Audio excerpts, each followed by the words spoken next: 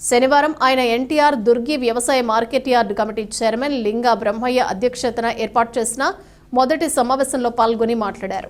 ఈ మార్కెట్ యార్డ్లో మిర్చి కొనుగోలు చేయడానికి కమిషన్ పర్మిషన్ కోసం అప్లై చేయాలని, జీడీసీఎం ద్వారా మొక్కజొన్న కొనుగోలు కేంద్రాలను ఏర్పాటుకు ప్రభుత్వం పర్మిషన్ ఇవ్వాలని కోరతామని అన్నారు. దానికి సంబంధించిన ఏర్పాట్లను సిద్ధం చేయాలని చైర్మన్ బ్రహ్మయ్యకు కమిటీ సభ్యులకు సూచించారు. అలాగే యార్డులో సీసీ రోడ్ల నిర్మాణం, సపరేట్ గా మీటింగ్ హాల్ ఏర్పాటు చేయాలన్నారు.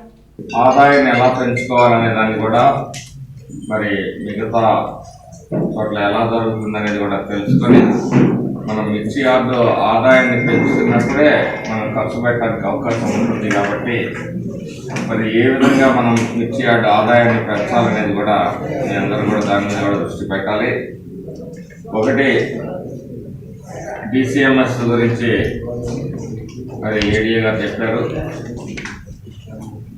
దాని మీద కూడా ఒక తీర్మానం చేసి ఇక్కడ ఆ కేంద్రాన్ని ఏర్పాటు చేయాలనే ఒక తీర్మానం చేయడం ఒకటి, అలాగే ఇక్కడ మిర్చి కొనుగోలు చేయాలనే ఒక తీర్మానం కూడా చేసి మరి అగ్రికల్చర్ కమిషనర్కి అలాగే గౌరవ కలెక్టర్ గారికి మీరు అందరూ పంపించాల్సిందే మీ అందరినీ కోరుతా ఉన్నాను.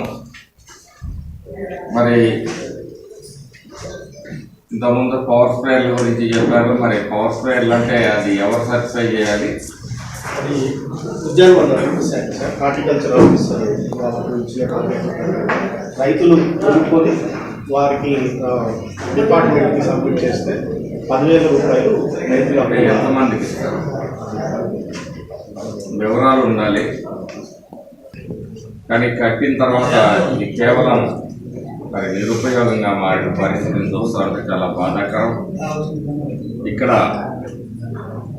మరి రేపు కందులు కొనుగోలు కేంద్రాలు కానీ అలాగే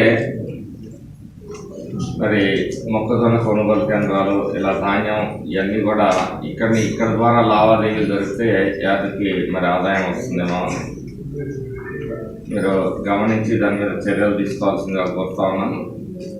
మరి ఏది ఏమైనా భవిష్యత్తులో ఆ రోజు అన్న ఎన్టీ రామారావు గారిని స్మరించుకుంటూ ఇక్కడ వృత్తిలో మిర్చి యార్డుగా పెట్టడం జరిగింది.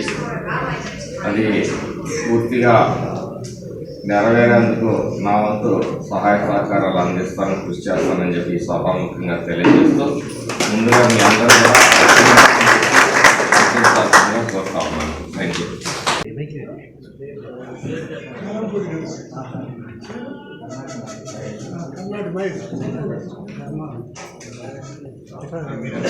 తర్వాత